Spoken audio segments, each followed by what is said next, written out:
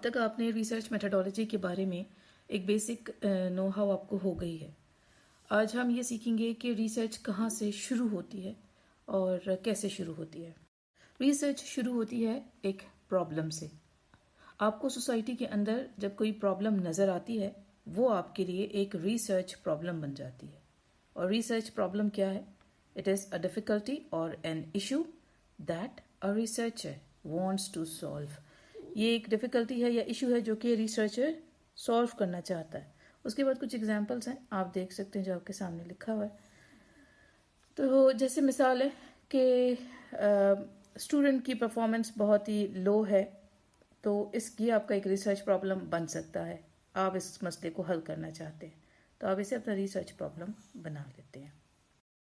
अब फ़र्ज़ करें कि सोसाइटी के अंदर बहुत सारे प्रॉब्लम्स हैं। फ़र्ज़ क्या, बल्कि हर सोसाइटी के अंदर प्रॉब्लम्स तो होते ही हैं, but you have to choose only one for research. आपने उनमें से एक चूज़ करना है, तो आप कैसे चूज़ करेंगे? How to select a good research problem. तो आपका रिसर्च जो है प्रॉब्लम, वो ज़्यादा ओवर रिसर्च नहीं होना चाहिए, यानी कि आपसे पहले अगर कई लोगों ने उसके ऊपर रिसर्च की हुई है, तो आप भी अगर करेंगे तो वही नतीजे आएंगे। तो उस पर टाइम ज़ाया करने की ज़रूरत नहीं है। कोई और सब्जेक्ट चूज़ कर लें, कोई और रिसर्च का टॉपिक ले लें। तो ओवर रिसर्च नहीं होना चाहिए आपका प्रॉब्लम, कंट्रोवर्शियल नहीं होना चाहिए। ऐसा प्रॉब्लम ना उठाएं, डिस्कस करें जिससे सोसाइटी के अंदर जो है वो अनार्की फैले। आपका जो रिसर्च प्रॉब्लम है वो प्रैक्टिकल एंड रियलिस्टिक होना चाहिए, जिसको आप प्रैक्टिकली कर भी सकते हो, उसमें इम्प्लीमेंट कर सकते हो बाकायदा उस रिसर्च को। इकोनॉमिकली अफोर्डेबल होना चाहिए, यानी कि आप उसको अखराजात जो उसके आएंगे उसको बर्दाश्त कर सकते हो। और फिर पांचवा ये कि आपका रिसर्च जो है वो स्मार्ट होना चाहिए, उसके ऑब्जेक्टिव्स। स्मार्ट ऑब्जेक्टिव्स क्या होते हैं? स्मार्ट का मतलब है स्पेसिफिक, एम का मतलब है मेजरेबल, ए का मतलब है अचीवेबल, आर का मतलब रेलेवेंट भी है, और ये लोग रियलिस्टिक भी एक जगह पे लिखा हुआ था। तो बुक ने दो जगहों पे, दो अलग अलग जगहों पे इसका नाम, एक जगह पे यहाँ पे रेलेवेंट है, तो आगे जाके जब आप अभी ऑब्जेक्टिव्स पढ़ेंगे वहाँ पे रियलिस्टिक लिखा हुआ है। और टाइम का मतलब है, टी का मतलब है टाइम बाउंड। तो ये कुछ इसके एक अच्छा रिसर्च प्रॉब्लम जो है उसके अंदर ये क्वालिटीज़ होनी चाहिए। अब जब आपने ये सिलेक्ट कर लिया कि मैंने फलां रिसर्च प्रॉब्लम जो है वो उसको उठाना है, उसके ऊपर काम करना है, उसके ऊपर मैंने रिसर्च करनी है, आपने जब वो सिलेक्ट कर लिया उसके बाद आप उसको डिफ़ाइन करेंगे। अब ये डिफ़ाइन का मतलब क्या है? डिफ़ाइन का मतलब ये है कि आप प्रॉपर रिटन फॉर्म में उसको लेके आएंगे। जो भी प्रॉब्लम आपका स्टेटमेंट है उसको आप लिखेंगे। क्यों ज़रूरी है उसको डिफ़ाइन करना, उसको लिखना? क्योंकि ये कहते हैं कि जो वेल डिफाइंड प्रॉब्लम होती है ना, वो उसका मतलब है कि उसमें half of the research is done. इनका ये कहना है कि जब प्रॉब्लम को आप क्लियरली मेंशन करते हैं ना, लिखते हैं, आप क्लियरली डिफाइन करेंगे, तो आपकी आधी रिसर्च वहीं पर हो गई। क्यों? क्योंकि it makes your research easier, it guides data collection, it saves time and effort. ये रीजंस हैं। तो वो आपके लिए थोड़ा सा रास्ता आसान कर देती है रिसर्च का। इसलिए आपको ज़रूरी है कि आपके लिए ज़रूरी है कि आप अपनी प्रॉब्लम स्टेटमेंट को, अपनी प्रॉब्लम को क्लियरली डिफाइन करें।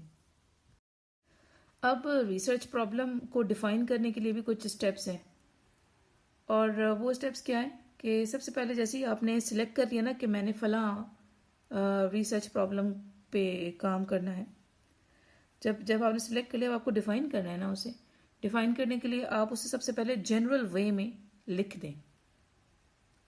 उसके बाद आप उसकी नेचर को, उस प्रॉब्लम की नौयत कैसी है उसे अंडरस्टैंड करने की कोशिश करें। जब आपको उसकी नेचर समझ आ जाएगी कि अच्छा ये प्रॉब्लम तो इस नौयत का है, उससे रिलेटेड, उसकी नौयत से रिलेटेड लिटरेचर रिव्यू करें, यानी कि बुक्स पढ़ें, आर्टिकल्स पढ़ें उस प्रॉब्लम से रिलेटेड। जो आइडियाज़ जहन में हों उनको फिर आपने दूसरों के साथ डिस्कस करना है। डिस्कस करने के बाद आपको अपनी प्रॉब्लम क्लियरली समझ आ जाएगी, तो अब आप अपनी प्रॉब्लम को दोबारा एक दफ़ा लिखेंगे और ये आपकी रिफाइंड प्रॉब्लम स्टेटमेंट होगी। अब प्रॉब्लम स्टेटमेंट क्या होता है? The statement that you right clearly after understanding the problem, जब आपको प्रॉब्लम समझ आ जाए उसके बाद जो आप स्टेटमेंट लिखते हैं इसे कहते हैं प्रॉब्लम स्टेटमेंट। समझ आई? तो एक दफ़ा आपने प्रॉब्लम को सिलेक्ट किया, सिलेक्ट करने के बाद आपने उस प्रॉब्लम को डिफाइन किया, डिफाइन करने से आपको अपनी प्रॉब्लम स्टेटमेंट मिल जाएगी।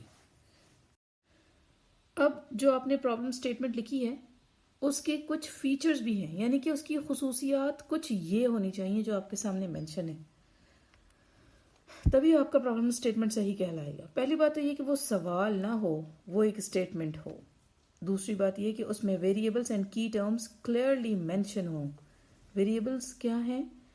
In the very first video मैंने आपको ये टर्म एक्सप्लेन की थी, वेरिएबल्स, और एक और थी टर्म कंट्रोल्ड सेटिंग्स। ये दो टर्म्स मैंने आपको फर्स्ट वीडियो में एक्सप्लेन की थी, वहाँ से समझ लें अगर यहाँ समझ नहीं आ रही। और मज़ीद ये कि इसी वेरिएबल्स के ऊपर आगे जाके पूरा एक चैप्टर है, तो ये आगे काफ़ी भारी पड़ने वाला है आप पर, तो इसलिए इसको समझने की कोशिश कर लें तो बेहतर है। वेरिएबल एंड की टर्म्स जो है वो आपकी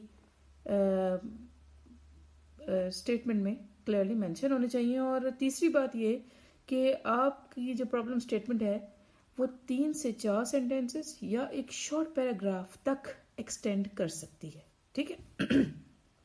अब मिसाल से ज़्यादा बेहतर समझ आता है कि लोग कोरोना वायरस की कोरोना वैक्सीन की जो 3 डोजेज हैं वो लगवाने में फेल हो रहे हैं, तो ये जानलेवा साबित हो रहा है उनके लिए, स्पेशली इन रावलपिंडी। अब ये स्टेटमेंट एक परफेक्ट प्रॉब्लम स्टेटमेंट है। क्यों? क्योंकि ये क्वेश्चन नहीं है, ये स्टेटमेंट है। नंबर 2, इसमें वेरिएबल्स एंड की टर्म्स क्लियरली मेंशन है, जैसे कि कोरोना वैक्सीन, जैसे कि डोजेस, ये इसमें मेंशन है और स्पेसिफिक है। क्यों? इन्होंने एरिया भी बता दिया कि स्पेशली इन रावलपिंडी, इन्होंने एक जो बाउंड्री है उसको भी लिमिट कर दिया कि हमारी रिसर्च तो इतनी ही होगी। इससे पता लगता है ना उन्होंने सिर्फ रावलपिंडी में ही किया है ना।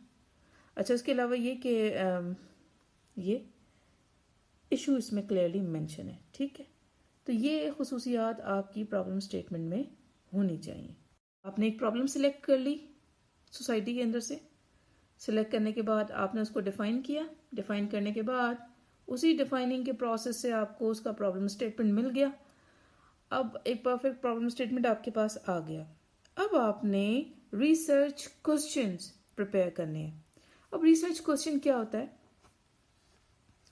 A research question is a question that cannot be answered immediately and need to collect data and do research to answer it. भाई एक रिसर्च जो क्वेश्चन होता है वो ऐसा सवाल होता है जिसका आंसर इमीडिएटली नहीं दिया जा सकता और जिसका आंसर ढूंढने के लिए आपको डाटा भी कलेक्ट करना पड़ेगा और रिसर्च भी करनी पड़ेगी।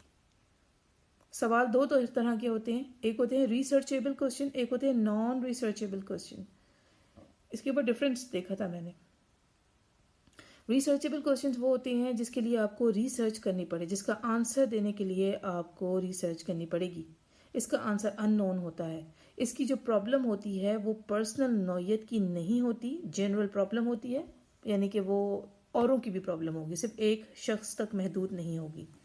और इसकी आंसर देने के लिए आपको डेटा रिक्वायर्ड होगा। ये हो गया रिसर्चेबल। अब नॉन रिसर्चेबल क्वेश्चन क्या होता है? ऐसा क्वेश्चन जिसके लिए आपको कोई रिसर्च करने की ज़रूरत ना पड़े, आंसर नोन हो, सिंपल या पर्सनल नौयत का सवाल होगा ये, और डेटा की ज़रूरत नहीं है इसमें। इसकी मिसाल दी है, वेयर इज़ माई लैपटॉप, मेरा लैपटॉप कहाँ है? ये नॉन रिसर्चेबल क्वेश्चन है, ये पर्सनल नौयत का सवाल है।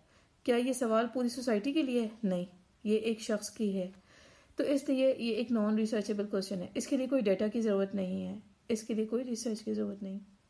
दूसरा सवाल है, दूसरी एग्जाम्पल है, does motivation improve language learning? ये रिसर्चेबल क्वेश्चन कहलाएगा। क्यों?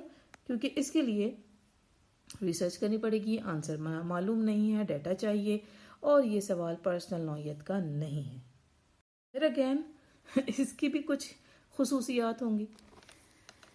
है आपका जो रिसर्चेबल क्वेश्चन होगा ना, जब आपने अब अपना रिसर्चेबल क्वेश्चन बना लिया तो उसकी कुछ खुसूसियात भी होती हैं। आपने देखना है कि आपका रिसर्चेबल जो क्वेश्चन बनाया है आपने, वो इन खुसूसियात पे जो मेंशन है सामने, इन पे पूरा उतर रहा है कि नहीं। नंबर 1, क्या उसके अंदर वेरिएबल्स हैं, एटलीस्ट 2 और मोर वेरिएबल्स होने चाहिए। आपका जो रिसर्चेबल क्वेश्चन होगा ये क्वेश्चन होना चाहिए और स्टेटमेंट नहीं। आपको याद होगा पीछे आपने प्रॉब्लम स्टेटमेंट लिखी थी। प्रॉब्लम स्टेटमेंट में वो कहते हैं कि ये स्टेटमेंट होनी चाहिए, सवाल नहीं। जबकि अब रिसर्चेबल क्वेश्चन जब आप बना रहे हैं तो ये सवाल होना चाहिए, स्टेटमेंट नहीं। समझ आई? तीसरा, टेस्टेबल होना चाहिए। जो भी सवाल आपने बनाया है रिसर्च के लिए, वो इस काबिल हो कि उसके लिए डाटा कलेक्ट किया जा सकता है, उसको एनालाइज किया जा सकता है। फिर चौथा ये कि आपका रिसर्चेबल क्वेश्चन जो है वो स्पेसिफिक होना चाहिए, ज़्यादा ब्रॉड ना हो। पांचवा ये कि आपका जो रिसर्चेबल क्वेश्चन है वो एथिकल हो, यानी कि वो उससे लोगों की दिल आज़ारी ना हो, ऑफेंसिव ना हो। छठा ये कि ये फीजिबल या प्रैक्टिकल हो, बाकायदा ये आपको लगे कि जी इतने टाइम में कंप्लीट हो जाएगा, इसको मैं अफोर्ड भी कर सकता हूँ, प्रैक्टिकल हो। सातवां ये कि क्लियर एंड कंसाइज होना चाहिए आपका रिसर्चेबल क्वेश्चन, इसमें कोई कंफ्यूजन ना हो, सिंपल वर्डिंग यूज की भी हो।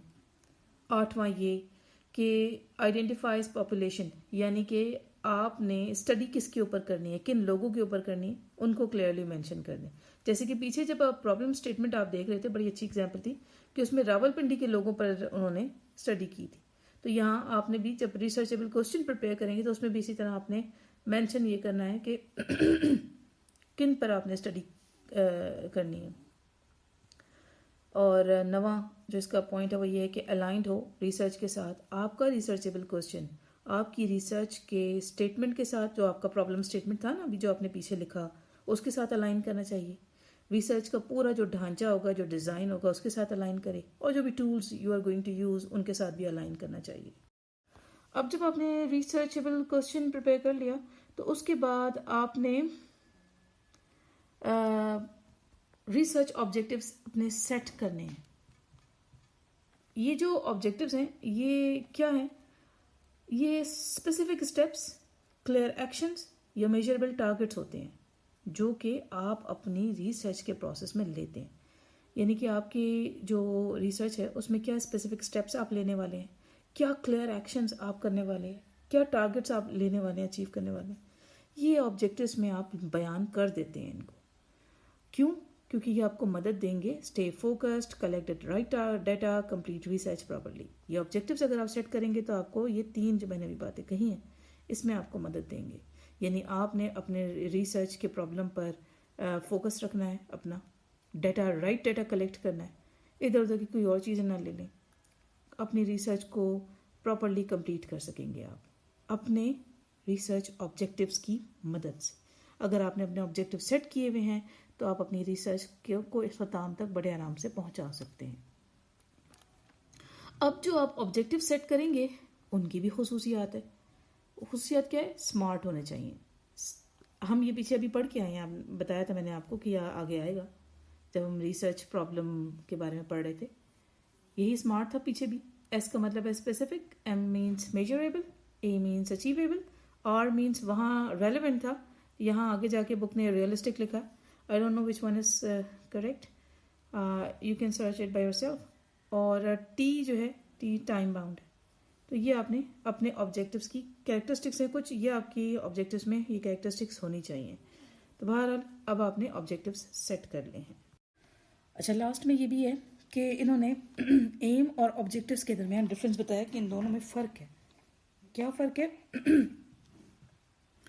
एम जो है वो आपका जो गोल है ना, जो आपका फाइनल गोल है, जो आपका हदफ है, एम उसको डिटरमिन करता है। आप क्या अचीव करना चाहते हैं, एम ये बताता है। ऑब्जेक्टिव्स क्या बताते हैं आपको? ऑब्जेक्टिव्स वो आपके स्टेप्स हैं जो आप लेने वाले हैं अपने गोल को, अपने एम को अचीव करने के लिए। समझिए, आप कैसे अपने एम को अचीव करेंगे, वो जो कैसे का जवाब है ये ऑब्जेक्टिव्स देते हैं। कौन से स्टेप्स आप लेंगे ये ऑब्जेक्टिव्स डिटरमिन करते हैं। तो इन दोनों का एक छोटा सा डिफरेंस है जो बुक ने दिया है। एम जो है इट इज़ द इंटेंशन, और द डिजायर्ड आउटकम, ये आपकी नीयत है या जो भी आपका डिजायर्ड आउटकम है ये वो है। जबकि ऑब्जेक्टिव जो है वो स्पेसिफिक और कॉन्क्रीट गोल होते हैं। ये एक स्पेसिफिक कॉन्क्रीट गोल होता है, ठीक है, यानी छोटे छोटे छोटे ऑब्जेक्टिव्स मिलकर फिर एक बड़ा सा गोल बन जाएंगे। What you are going to achieve, M ये डिटरमिन करता है कि आप क्या हासिल करने जा रहे हैं। जबकि how you are going to achieve it, ये हाउ का जवाब देते हैं ऑब्जेक्टिव्स। याद रहे, एम जो है वो व्हाट का जवाब देते हैं, ऑब्जेक्टिव्स जो है वो हाउ का जवाब देते हैं। एम ब्रॉड होते हैं जबकि ऑब्जेक्टिव्स जो हैं वो स्पेसिफिक एंड कॉन्क्रीट होते हैं।